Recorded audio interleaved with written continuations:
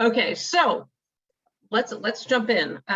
So I'm Amy Freeman, Development Director at the Writers Center. Welcome to the Craft Chat, where we talk a little bit less about what an author wrote, more about how the author wrote it.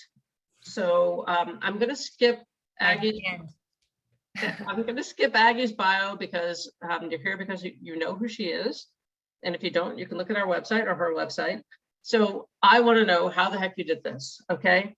So, okay, this is a really twisty, turny read. And when I read a book or watch a movie, I am a goldfish in a bowl. I'm like, is that the guy who did the thing, who said the thing? And so my mind was, so, okay, let's go back to the beginning. How fully formed was your story? Because we're talking craft. Like when you started this, did you know where you were going? So I'm going to take you on a metaphor. I don't know if anybody remembers triptychs, if anybody's old enough to remember AAA. Yes, right? So like you would go on a trip and you would actually write away to AAA and they would send you these little bits of maps that you kind of come in a spiral bound book. And I drove cross country 5 times. So I love AAA and triptychs. And this was kind of like triptychs writing this book. So I knew I was going to California. I knew where I was. Did AAA write this for you? Yes.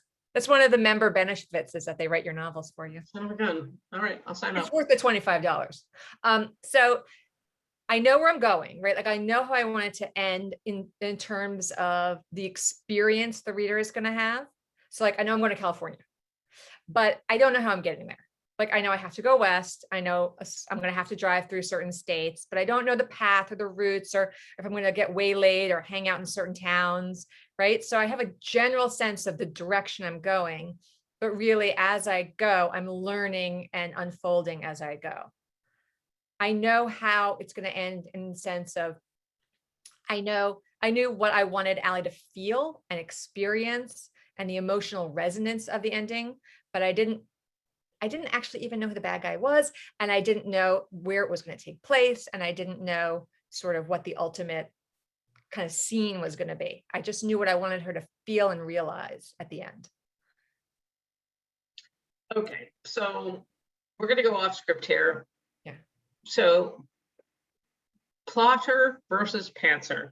Right. For people who don't know, there are people who plot their book, and there are people who go by the seat of their pants, plotters versus pantsers. Yeah.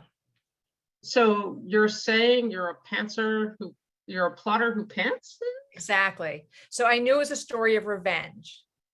I knew someone was out to get Allie and destroy her life. I knew she was in the suburbs and she's a new mom. And I'm writing it sort of the same way you guys are reading it. Like everybody is a possibility to me. It's a red herring. As I'm going, I'm getting swept up in it. And then about halfway through, I start to think, narrow my suspects down. And really, I knew the motive. I knew what the story was behind the person who was trying to destroy her life. But I had a couple of people it could have been. And so as I'm going, I'm playing it out as a reader too. Like what feels good, what feels organic, what feels viable, what has enough meat to it. I like books, thrillers that tie up loose ends, that have meat, that have heart, that have emotional resonance. I'm not just doing it for the thrills. I don't want you to get to the end of the book and just say, oh, the butler did it. I want you to feel something when you found out who did it. So I had to try on a few different things till I got that right emotional resonance. And that takes a little while. I definitely don't have it when I'm sitting down to write. It emerges after about 100 pages or so that I get an idea. Does that make sense? Yes, it does. No, I mean, well, let's delve into your background as to how you could create this, because I have many skills, but creating this book is not one of them. So you are a crime reporter for the Boston Globe, the Washington Post. How does that inform how you knew what to do with this? This is my 4th book, I should say, my 4th novel. My first novel I wrote in my 20s, and I got an agent right away in New York back in the old days when you'd print out a book and wrap it up in like brown paper and carry it to the mailbox and the post office and pay $7. It was like a nightmare, right? So very expensive. So I wrote that book. I got an agent. I got really, really close to getting published. Like I was taken out to dinner by this super chic editor in her leopard skin coat and her red lipstick. And she ordered me steak and I thought I had made it, but boom, that got shut down. I wrote a second book. Same thing happened. Not the cool editor, but it got shut down. And then I kind of went to work as a newspaper reporter. I stopped writing. You know, I had kids, I had a parent who died, I had my own health issues, like life intervened, like for so many people, especially women who are taking care of other people and putting other people's needs first. That was me for a long time. In the summer of 2013, I got a phone call from my father, and he said that he was dying of lung cancer. And I burst out crying on the phone. I was working at the Montgomery County Gazette at the time and covering Bethesda. And he said, don't cry because I'm not sad. He said, I've done everything I wanted to do. I love my work. My dad was a psychiatrist. I loved the people I worked with. I have traveled. I have a beautiful family, gorgeous grandkids. Like I've done it all. Like I am not sad. So please don't be sad for me. And that had a huge impact on me because I got off the phone and I thought, can I say that I've done all the things that I want to do? And the answer was no. I'd always wanted to write a book ever since I was little, and I tried.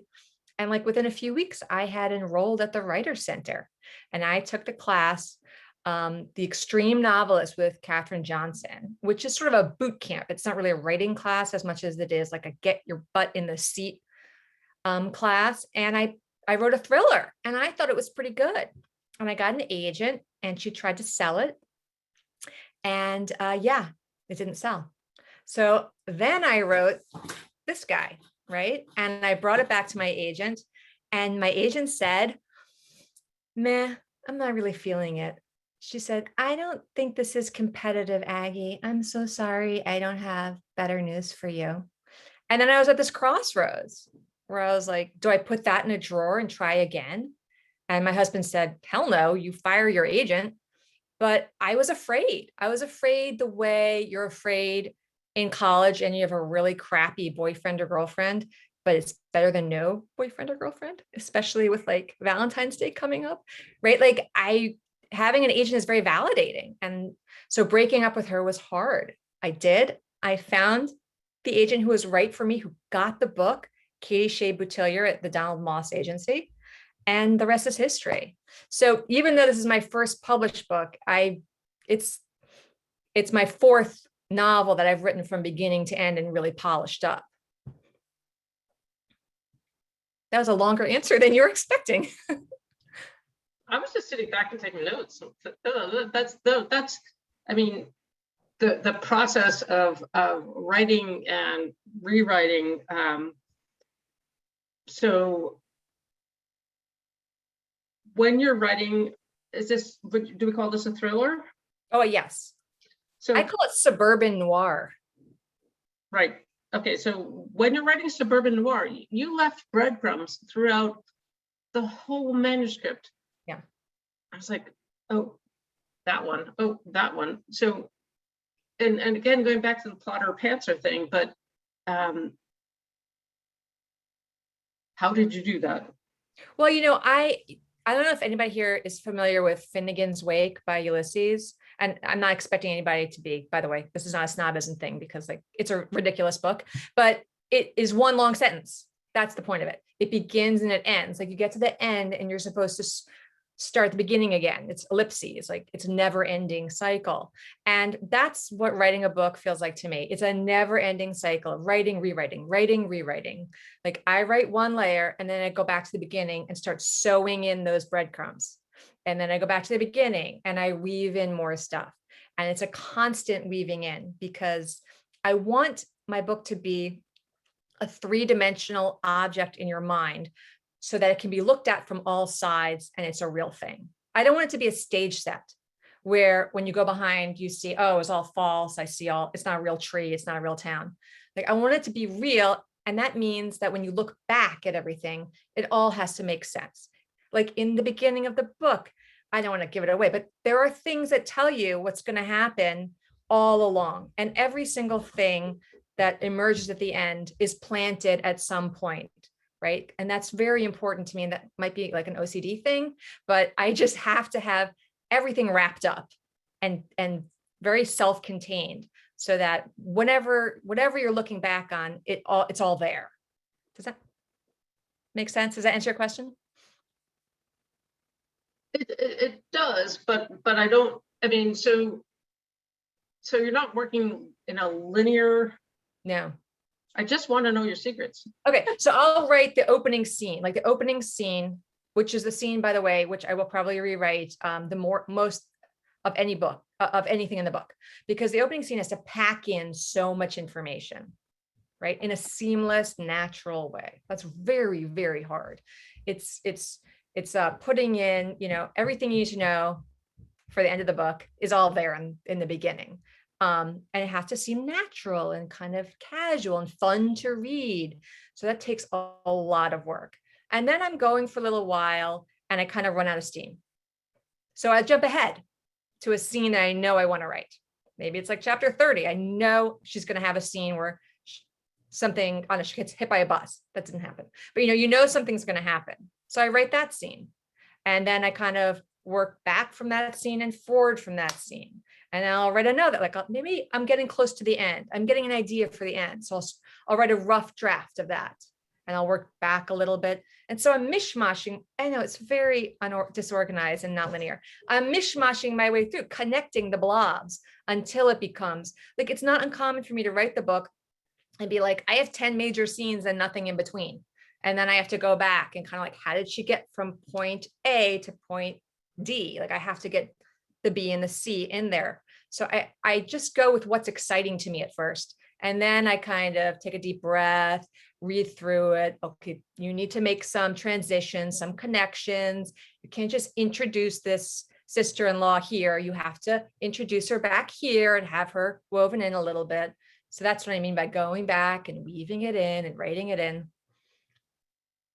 Right. So by the way, if you have questions, throw them in the chat. I will get to them because just throw them in the chat. But so, okay, so do you keep an Excel sheet? Do you have Post-its? I have these Rhodia graph paper pads and I write on them. Sorry, what word was that? Rhodia, RHODIA. They're they're a brand and they're graph paper. Or I also use these. I have tons of these graph paper pads and I just keep notes. I write a very skeletal first draft, like 15,000 words, right? So for a novel is about 90,000 words. It's a 15,000 word draft. This is an example of it. And then I print it out and I go through it. This is my second book. And then I go through it and let me find a good page view. And I write in as on the couch with my colored pens, my Post-it notes, my graph paper. I write by hand the meat of the book, and then I type it back in there. So I don't have any kind of organized Excel spreadsheet. It's all in here. That's why I'm a mental case and I'm difficult to have dinner with because my brain is like somewhere else. I carry notebooks with me. I jot things down. I'll be in the bath and I'll jot something inside a book. I'll be having a conversation with someone and I'll like kind of freeze and turn away and write something down. I'm always mulling it over in my head and I jot it down. It's a kind of frenetic, anxious. I'm not proposing this as a good way to write a book. No, but I'm always impressed when people say I type out an outline and Tuesday's chapter 3 and Wednesday's chapter 4, and that is just not the way my brain works. Right, but that's the point of these craft chats is to be like, okay, so you sit on the couch and you do this, because I don't know what people picture, but I want to know what you did to make this happen. So I'm a very visceral, physical writer. Like, I don't know about you guys on the audience, but maybe it's because I'm Gen X. I want to put a pen to a piece of paper. And there's something about writing that activates a different part of my brain and allows me to, I see it in my writing. It's different when I write by hand. Don't get me started. Yeah, The so that difference first between having a draft- blank sheet of paper Yeah. and writing versus having an iPad and going click, Yeah. totally different. I don't like working on the computer. I'll do my rough, like I said, that skeletal draft. And honestly, I have chapters like this. She gets in a fight with her sister, you know, chapter 7. She finds out that someone's framing her because of the envelope, chapter 20. Like, it's so skeletal. It's crazy. And then, you know what? Maybe that's an outline. Maybe that's what other people call an outline, is my super skeletal draft, because the meat of the stuff doesn't happen until I printed it out and I'm sitting on the couch. I'll buy that. Yeah. I'm going to jump into the chat. Questions are coming in. ABP is curious about the keyboard object in the shelf behind Aggie's left shoulder. Okay, What- so what- I because I'm can't. a Gen Xer and I'm an analog girl in a digital world, I have a thing for typewriters, You and Tom Hanks. more typewriters, and telephones and old cameras. So people give me a lot of typewriters because I do love typewriters. That's an American Girl typewriter. Isn't it so cute? Do you know about Tom Hanks and typewriters? I like mechanical things. So I like to have mechanical things around me. Yeah. Do you know about Tom Hanks and typewriters? No. So Tom Hanks is a big typewriter fan. And he collects typewriters, he writes on typewriters, and he recently, after the pandemic, said, I will go to your typewriter store, and he did. So anyway, wow. so great. you and Tom Hanks, okay. Yeah, yeah. I mean, I was a little girl. I wrote my first short stories on a typewriter in my mom's study on the floor. Tap, tap, tap, tap, tap. You know. Right. From Nancy, can you remember the emotions when you lost faith, had doubts and fears now that you have published a book? What would you say now to yourself at those points? And I would like to hear that, because I've had a lot of, I've had a rejecty week, so bring it. Yeah. I'm going to be real. I felt like crap. I felt erased. I felt like a deep grieving that it was not appropriate for just getting rejected. I mean, it was a rejection that really rocked me because I love books. I am a reader and I have wanted to be a writer forever. And I got so close. And the mistake I made was taking the rejection personally. I did. I felt it was a rejection of me, that there was something wrong with me. Everybody else is getting published. Like, I'm not meant to be, I'm not anointed, I'm not chosen. Like, I'm an outsider. I'm never going to break in. I filled those rejections with so much meaning that they didn't have. Now I know that even just getting that close is a success. It really is. And I wish I had told myself, girl, it's not personal, it's business. And it is, it's a business. And now that I'm published, I know even more so it's a business. So it's not personal. It's not about you. It's not like dating and someone doesn't think you're cute enough or funny enough or whatever. It is purely, can they make money selling your book, right? And they might love your book. They might love you, but if they don't see a way they can make money off of it, they are not gonna stick their necks out, and that is not personal. So I wish I told myself, get your ass back in that chair and write another book. Don't feel sorry for yourself. Like, you've got it. You know, showing up is really more than half the battle. And I took a massive chunk of time off to the point where I would go to Barnes & Noble and feel like crying. I would see all these books and I would think, it's not meant to be, you know? And that's so silly. I wish I could have bucked myself up a little bit more and had a little more self-confidence. I will be here. I just, another one. So my piece of advice to you is go out there, get those initial rejections over with, and then keep going. Because it really is just a story of perseverance. Excuse me, I asked my dog to be quiet. Excuse me one moment. No problem. That was pistachio. Pistachio, I have a golden retriever named Pistachio, but he's behaving himself tonight. So yeah, so we have a love-hate thing. We don't. There's no love. It's just hate with my neighbor's dogs. Okay, so apologies working from home. So, right. I mean, yeah, it's a business, but it's a business built on connections as well, right? Not in my experience. Okay, I read yeah. that today, so. Yeah. You read what today? Well, I was, I'm querying manuscript as well. It's like, well, it's about your agent's relationship with editors and. Oh, yes. From right. I thought you meant in getting an agent, and No.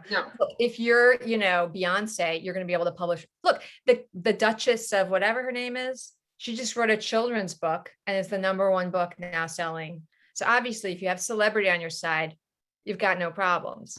But for us who are not connected, and I didn't have any connections with any agents or with publishers, and I didn't have any family. I didn't have that, right? It's not about your relationships. It is about your work. Now you want an agent who has relationships. That is very important. That's incredibly important. And that's why if you're looking for an agent, I will tell you, get the right agent, not the first agent, right? Don't be so excited to get an agent that you sign with the wrong person, because that actually can do damage to your book, sadly. You should know that once your book goes out, editors don't want to see it again. So if your agent doesn't know how to pitch it and they don't have the right relationships, you can kill your book's chances by being with the wrong agent. So it is worth it to find the right agent and to keep working on your book until you get an agent who's really respected and who you respect as well. It's funny because I remember I'm cis hetero, and I just remember when a friend said, remember when you're at the point that you don't have to go to dinner with someone just because they ask you? Yeah. But literary agent search, maybe not so much. So, all right, back to the chat. From Janelle, has writing made you, Aggie, a different kind of reader? It's so funny you asked that, because honestly, last night I was thinking, has becoming a writer ruined reading for me forever? I mean, I was looking at these books and I have trouble turning off that part of my critical mind now when I'm reading, like, oh, well, this is obviously going to be a plot point because she's bringing up in chapter 1, or, oh, I see where this sister relationship is going. It's terrible. I wish I could go back to when I was younger and I really just fell into a book and just was completely absorbed. And that's my goal for the summer. My goal is to read just for the joy of reading, because for a long time I was deconstructing books, trying to figure out what makes this work? What gives this tension? Why am I crying? What's the emotional resonance? And how come it's not cheesy in this book and it's cheesy in this one? What are they doing differently? And that hyper analytical mind is hard to turn off. And so that is my goal for the summer. Fun, enjoyable reading, no critique, no analysis, just sheer fun. Well, I remember reading an interview with Sting a long time ago, the musician who had that experience of just like, I can't just listen. It's very interesting because I heard Annie Lennox say, from the Eurythmics, she doesn't listen to music anymore at all. Nothing. Isn't that amazing? She can't do it. She likes silence. I thought that was very interesting. From Monica, how did you decide how political your characters would or wouldn't be, given that the story is based in DC? Really, politics in DC, interesting. I wasn't aware of that. I think this, I didn't want it to be about DC, the political world. I wanted it to be about the families who live in the DC area. So there's not a lot of politics in this book. If there are politics, they're more just sort of upper middle class codes of conduct kind of politics. But in my second book, it's a little more overtly political in the sense of privilege and class and race, not in any kind of political party kind of way, but just in how upper middle class people conduct themselves. But I steered clear of anything overtly political. Right, but I think that's a fair comment that it's not political in terms of red blue, but there's an awful lot in terms of neighborhood politics. and class, right? I mean, this is, to me at least, it's a certain kind of person in this book. Do you want to speak more about that or without spoiling? Yeah, it's really about the suburbs and the upper middle class, competitive, striving, aspirational aspect of the suburbs, where people are comparing themselves to each other, one-upping each other, and there's this kind of sense that you're in some kind of a competition. That's what I was trying to tap into, is that feeling that Allie, by moving into her neighborhood, has inadvertently entered herself into a kind of a race or into a kind of a competition. And I think that is, true of a lot of suburbs around the country, and is particularly true in DC. Yes, indeed. Megan, you love typewriters. I'm with you there. Keith, I wrote a novel the way you described before I gave up on novels and switched to screenplays, but I had 45,000 words. When I went back to add scenes, I realized I had scene dependent on something that hadn't happened yet. How do you avoid that? I don't avoid that. I do write scenes where it's dependent on something that hasn't happened yet. And then when I go back, I add in that extra scene. That's what I mean by cycling through. I cycle through several times because I have to catch, I don't always catch it, So I get to the end, I start right back at the beginning again. And I get to the end, I start right back at the beginning. And sometimes I'll be like in chapter 30 and I'll decide that my main character is actually one of 5 children. And I'll go back and be like, oh, where should I work this in? I'll try to find places. I do that a lot. I'll come to some decision late in the book and go back and try to find places to put it in. I really apologize about my dog. I hope it's not, is it distracting? Well, I'm fine. I have a dog. I'm used to it. like I said, I had a word with her. Okay. How long does one persevere before one gives up on a particular project? I'm at 90 rejections from agents over the last 2 years, and it just gets disheartening after a while. It's hard to keep going when it feels like no one wants your story. And Megan, I just want to say, I have been querying off and on for 6 years, and I had an email that I didn't realize was live, and I just got a request from a dream agent after 6 years, right now, like 5 minutes ago. So yay! You don't know, and you just keep going, right? Talk about that, please. Well, I would say that maybe it's my newspaper background, because I was a daily newspaper reporter. When I started, I worked at a small paper in Wilmington, North Carolina, where I was the Jewish New Yorker, a bit of a fish out of water. I mean, it could have been like a sitcom. It was funny, me showing up at crime scenes. But I wrote every day. I wrote 3 to 4 stories every day. And so I didn't become very precious about my writing.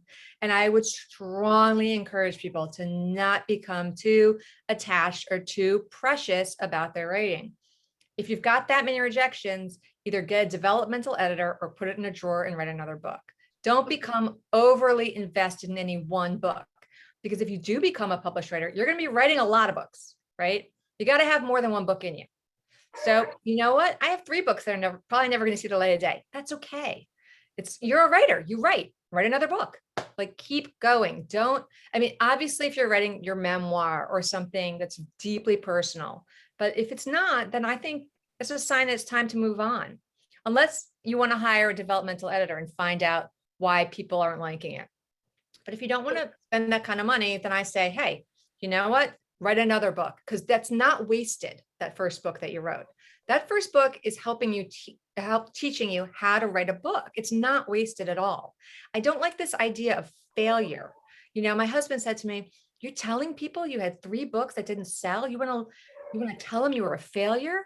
I'm not a failure. I couldn't have written a book like this if I hadn't gone through the process of writing 3 books from beginning to end. Right. So you should look at that as, a class that you took, or a boot camp, or an MA or something, and feel good about it, and then take what you know and move on. That's my advice. So, I mean, I mean, so I get that. It's layering, right? It's layering. I mean, this book has so much nuance and depth and interesting characters. So, you know, I can feel this is not a first draft, right? This is not a first draft. This has gone through and through whatever books you wrote before sort of underpin it. Does that? Exactly. And there's this myth that, you know, that first book should get published and, you know, you should get a 6-figure advance, otherwise you're a failure. It's not so. So many people I know, so many publishers, you know, this have books that never sold. It's completely part of the process. So, you know, if you get too hung up on one book, my concern is that you're never really gonna get to where you want to be, right? It's okay to have a book that wasn't marketable, even though it was a fun book or a good book or even a great book. That's okay. And just what I was going to say is that you will be expected to write a lot of books if you do publish. So you should get in the habit of moving on and writing another book. And be like, hey, I got this thing in my drawer from 5 years ago. Blow the dust off. So okay, back to the chat window. This is so interesting, Aggie. Thank you so much. So did you write to a length number of words? Who do you let read your manuscript before you send to your agent? Oh, that was one of my questions that we're not going to get to any of my questions because there are so many in the chat, but I want to know, do you use beta readers or are you like eyes on your own paper? So at the risk of sounding contrary to a lot of advice, I'm not a huge fan of beta readers because I'm a big fan of you finding your voice, having a lot of faith in it and going for it. I find too many, you know, I think you should take classes at the beginning and I think you should learn the craft. Excuse me, do you know a place in Bethesda that has? So I would recommend the Writer Center as a brilliant place to take classes, make friends, form a writing group, which is what I did, and my writing group was amazing. So if you have a small group of people that you really trust, that's a really good thing. What you don't want to be doing is asking every single person you know, what do you think of this book? Mostly because it's irrelevant what they think of the book. It matters what you think of the book. And in the end, it matters what someone who's really in the know thinks of the book. So your beta readers can give you feedback. Like I have one reader, she's a good friend of mine. She reads kind of for emotion or story. You know, she tells me this feels authentic, or this part was kind of slow, or, oh my God, this part's so scary, right? And that's it. And then my husband's a terrific line editor. He's a great line editor. But I think that, you know, it can become a danger asking too many people's opinions. You really have to develop confidence in your own writing. And you do that by writing all the time and reading all the time and realizing I have a voice. I have something to say.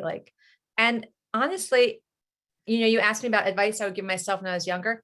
I would say also, if you're in doubt, hire a developmental editor in your genre, like someone who really knows the genre, because your beta readers, like, unless they are super duper immersed in your specific genre, aren't going to really be able to give you that specific feedback that a developmental editor can. Like, they'll say to you right now, today, the books that are being published in women's fiction, blah, blah, blah, blah, and your book needs to blah, blah, blah, blah, to be sold.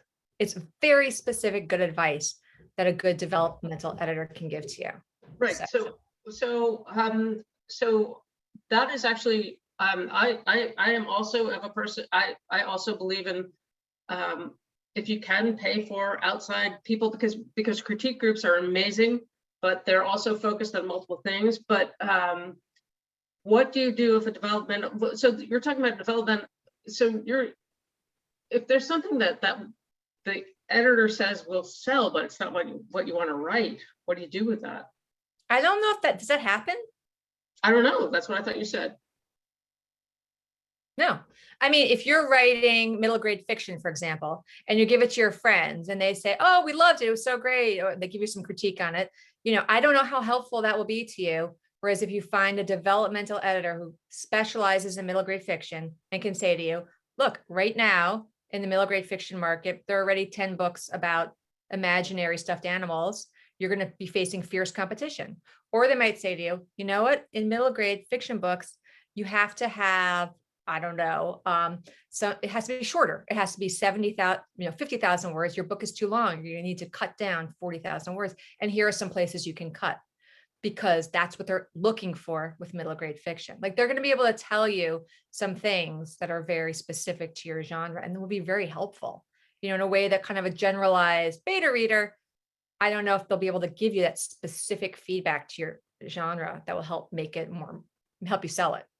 And we're talking about not just writing for fun. We're talking about writing for the market here. Obviously, if you're writing for yourself, it's a totally different ballgame. That's my cat, by the way.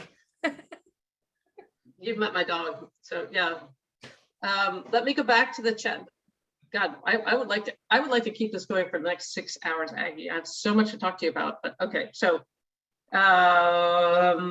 okay. So from Ginny, I noticed on Amazon, your book is classified as domestic thriller novel.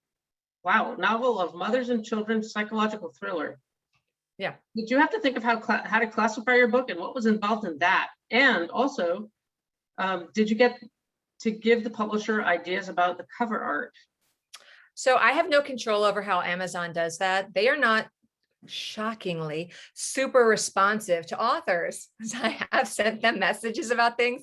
They don't, it's so weird. They don't get back to me. I'm like, what's up? So I had no control over that. And it's sort of like one of those things where you just have your fingers crossed that Amazon's got your back, which they obviously don't. So I don't know anything of mothers and children, whatever. As far as the cover, I spoke to the amazing designer, Katie Klimowitz. I said, I want spooky, suburban. I want, dark. I want that cul-de-sac, creepy cul-de-sac. I think she nailed it. Here's yeah, right. So there's this one house in the background with the light on, and that's the neighbor that watches you when you walk your dog. Well, right, but there are also the words. Yes, in shadow. Yeah, yeah. But this was my contribution, the yellow lettering. They were going to use light blue. And I said, no, we need yellow. We need to grab you. So Well done, you. You. From Megan, I've had a developmental editor. She told me it was amazing. I had a second opinion who said the same thing. Yeah. I've had the 3 beta readers who tell me it's excellent. These are not people who are my friends who are not worried about hurting my feelings. Great.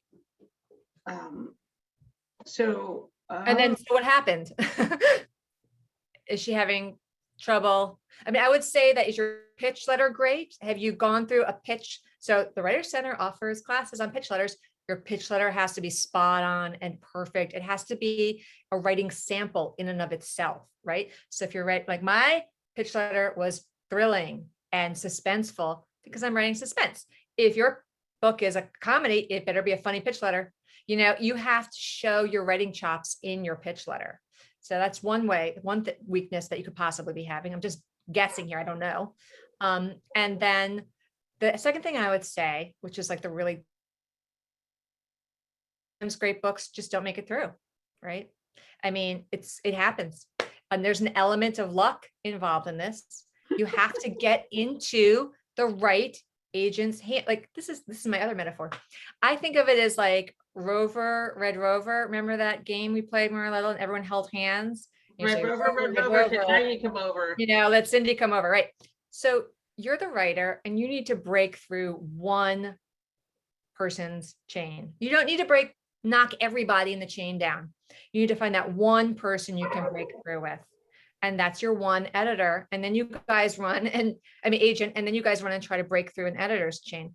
And you may not win everyone over. I mean, I have tons of rejections for this book, both from agents and from editors who didn't like this book, right? Sorry, just not competitive. Sorry, nothing new here, right? Excuse me, when she says editors, Aggie, you're talking about editors at publishing houses. At publishing houses. Oh yeah, they were like, just editors, yeah. I'm not feeling it. Oh, sorry, right? Didn't connect. What do they know? So you don't need to get everyone to love you, but you do need that one person. And frankly, sometimes it can be hard to find that person. Like even if you have the most polished, perfect book, There is just no guarantee that you're ever going to be able to connect to that person. And that's horrible, but it's true. So that brings me to a comment from Ginny, who says, don't forget the element of luck. Lots of excellent books don't get published because they just never happen to get in front of the editor who's going to be bowled over by it. Michael Chabon says writing success has to do with talent, perseverance, and luck. Yes. And the only one you can control is perseverance. Exactly. Although my Exactly. 14-year-old said today there's no such thing as luck, so we'll have to get back to that. I think you can increase your odds of the luck by going to writers' conferences, networking with agents, networking with editors. It's a human reality that people feel more positively and respond to people they've already met, right? So even if you just go up to an editor, an agent, and chit chat, get their card, whatever, and send them an email. So great to meet you. You will have a little bit of a step up over someone who's just cold sending and cold querying. Right. And the Washington Writers Conference a couple of months ago, they were talking about, pitching agents in person. Even though you only get 6 minutes, it actually lets people know whether or not they have a glimmer of wanting to work with you. Because absolutely. And I've been to those conferences and I've pitched agents, and I got an agent at Books Alive at the Washington Books Conference. So, I mean, Yeah. it is a really, and it's good to just practice too, pitching your book. You'll get feedback. You'll get really good feedback because they ask you questions that maybe you hadn't thought of. So even if it doesn't pan out in terms of getting an agent, I think it's valuable experience. Okay, there was a Writer Center plug, thank you, about the Writer Center encouraging you and forming writers groups. We can talk about it at the end because we do help with that. Nancy says, how do you get a developmental editor in your genre? So there's a website called Reedsy, REEDSY. They have a lot of great editors. They do have reviews, but I really think word of mouth is the best way to go. And I know that, like, let's say you're a science fiction writer, like there are cons or conferences or conventions you can go to, and very often you can pay $50, $100, and an editor will read your first 10 pages and critique your first 10 pages for you and meet with you and tell you. It's a very common thing at almost all the writing conferences. I think that's a good way to find people who are really focused on your genre and who are interested in looking for talent. So that's the first step before I would hire someone just I had never heard of before, would be to try out, even if you Google like who shows up at these conferences, then you'd have some names of people who are deep in your genre, really get it, seeing what's coming in, what's selling, et cetera, et cetera. I had a developmental editor, and my developmental editor was an editor who rejected my third book. I tracked her down. So. I mean, and that's the thing is you can that's the thing among many things, you can write a great opus or whatever is the lesser version of, like, you can write, but you've got to figure out how to get it out, right? Yeah. So this is turning into more of a publishing chat than a craft chat, but I also saw somebody. Right. Somebody was asking if you would teach this at the Writer Center, and Sure. we'd be happy, we'd be happy to talk to you about that.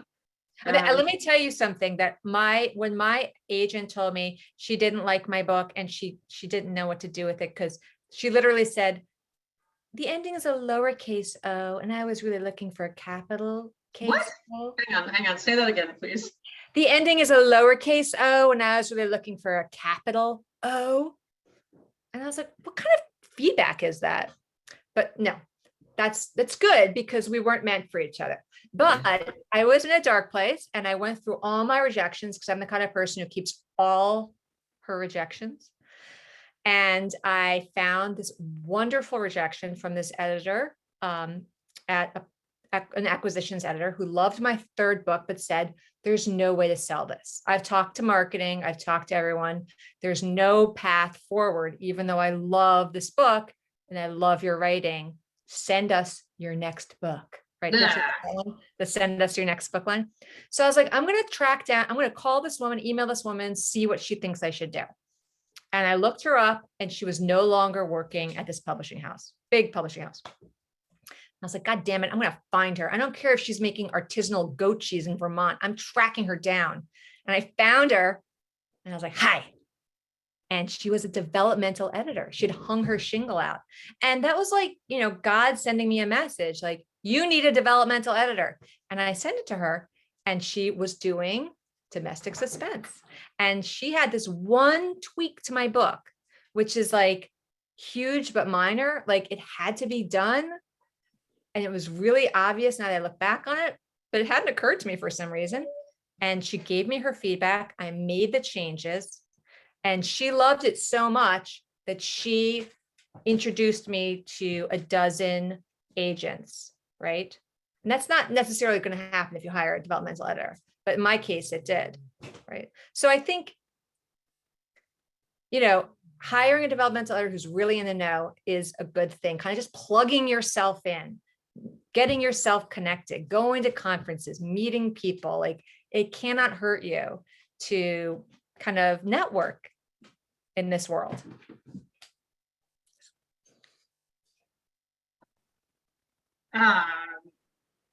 Okay, I can go to the chat. Okay, so if you have a question that I haven't answered, kindly throw it back in because it's gotten long. So throw it back in, so I'll get the little red notification.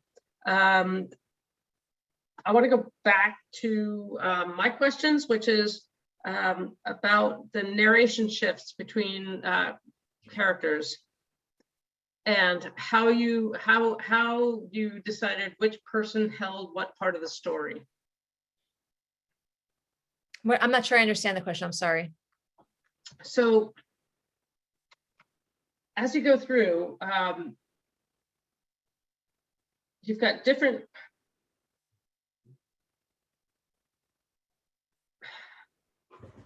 How did you decide?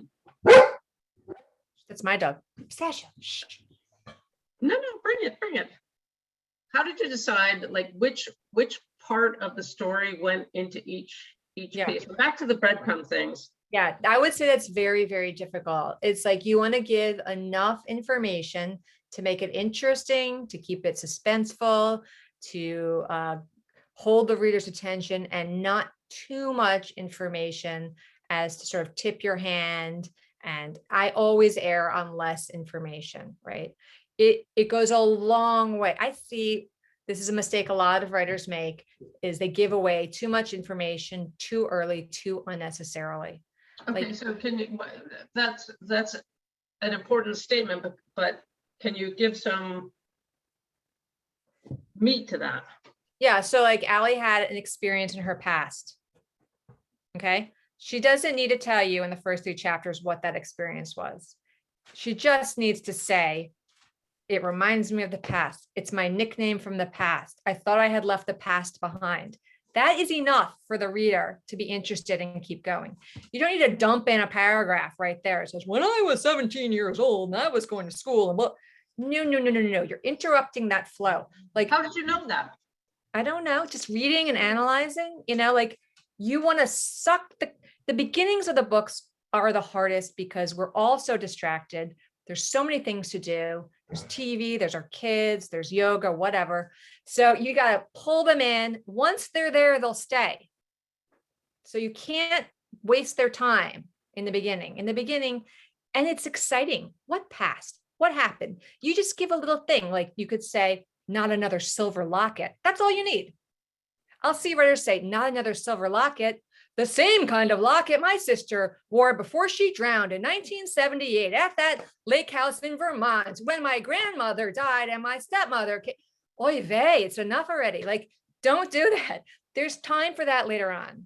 It's sort of like first dating, right? On the first date, you don't tell your date about that time you got drunk in college and arrested. No, we'll save that for much later. You're lively, you're fun, and you want to be lively, whatever your genre is. The first couple chapters, there's time for the heavy stuff later on. Oh my gosh, that is the most brilliant writing piece of advice I have heard in all these craft chats. Right? It's a first date. Just you're like, oh, yeah, I made some mistakes. Right. You don't tell your first date like, oh, my parents got divorced and it was a really ugly divorce and there was a custody about. He says, are your parents still married? You say, nope. Right? And you can dump all that stuff later on. Yeah.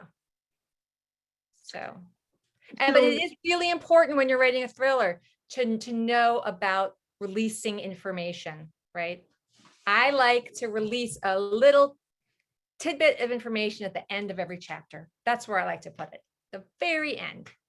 Okay, End on a new release of information so that the reader goes, huh? Right at the end and then can't put it down. Okay, so I want to go to my question about your background in reporting, but I also want to tie it into the question in the chat, which is how do you keep the bits and pieces from Amy P, characters, locations, clues, fictional world organized? And somehow I think that goes back to your training as a reporter, but I might have made that up. I'm not a super organized person, I'll be honest. I try to keep it in check, but thank God my editor is one of these people. My husband, first of all, is like, you said they lived on Washington Street in chapter 3, Aggie. So I'm like, oh God. He takes a lot of notes about those kinds of consistencies, if that's what you mean. Because honestly, I don't. That's just not the way my brain works.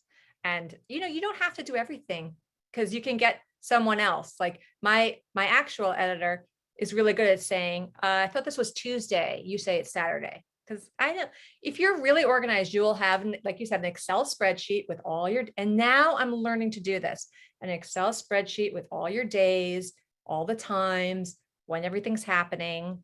I did that with my second novel, but I didn't do it with this one, to be honest. We have a minute or two left. So Trish says she loves that you're not linear, and that she feels like you gave permission to the process to in her way, and thank you. So yes, you're welcome. And here's another piece of advice. You don't have to write every day. you said something about that earlier. I wanted to get to, like, the 1,000 words of summer, the NaNoWriMo. Yeah. I hate all that stuff. I mean, I just hate rules and I hate shoulds and I hate people telling other people how they have to do it. Like you'll find what works for you, right? I think of myself as like a gas tank writer. I fill up my gas tank by reading and interacting and watching, and then I write like hell. And then I need a break, frankly. And I need to fill it back up again and live life and go to museums and travel and read. I do not write every day by any means at all. And I'm not saying you shouldn't. I'm saying you'll know what's right for you. And you don't have to listen to people telling you that if you don't write every day, you're not going to make it, because that's just not true. So I saw someone just threw in the chat, thanks for all the rule breaking permission. I'm reading actually a book on craft in the real world. And the author says, like, one of the canons in the literary world is know the rules before you break them, right? But then he says, who made those rules? Yeah. Right. So who made those rules? So we're freeing ourselves to break the rules that we don't even know why we're subscribing to them. I don't even believe people that, I mean, I hear people say like, I write 3,000 words every day. I'm like, you'd have a novel by the end of the month. The 3,000 words every day. You have 12 novels by the end of the year. Like, who are you kidding? I mean, maybe they do. I know that I am I call myself an underwriter. So I don't write a ton and need to cut and trim. I write under and I add, right? So I don't like to just get in there and start typing everything that comes to my mind. Like I like to know what I'm writing and really be considerate about it and not spend a lot of time just plopping it all down and then having to trim it later on. Right, but that's a personal style, right? So you know what works for you, and it certainly I think works. the majority of people are overwriters. Most people, writers that I know, and I'm on like a Facebook group of hundreds of debut authors, most people overwrite and trim down. That's the more common thing. And so you're always told, all the advice I always read is how to trim down, how to write tighter, but that's never going to apply to me because that's not my issue. So I'm just telling you, like, the writing advice out there may or may not apply to you, right? It may not be helpful. And you don't have to take it if it's not helpful. And I'm calling that a wrap. Aggie, this has been, I would like to go out and have drinks after this, but Great. but I don't know where you are, and I have to walk my I'm dog. in Bethesda. I'm happy to go out and have drinks with anybody at some point. Let's set it up. And I'm happy to come speak at the Writer Center. So